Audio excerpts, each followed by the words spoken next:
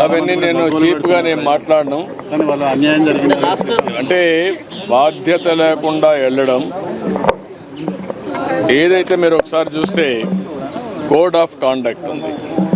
Code of conduct అనేది రాజకీయ పార్టీలకు వర్తిస్తుంది, కంటెస్ట్ చేసే అభ్యర్థులకు పనిచేస్తుంది, అధికార యంత్రాంగానికి పనిచేస్తుంది. కానీ విచిత్ర వాదన, మేము మాత్రం మాకు కోడ్ ఆఫ్ కాండక్ట్ లేదు, మేము ఎక్కడికైనా పోతాం అని వైలేట్ చేసి ఒకసారి ఎలక్షన్ కమిషన్ ఆర్డర్ ఇచ్చిన తర్వాత మీరు రావడానికి వీలు లేదంటే ప్రజాస్వామ్యం నిలిపేయాలి.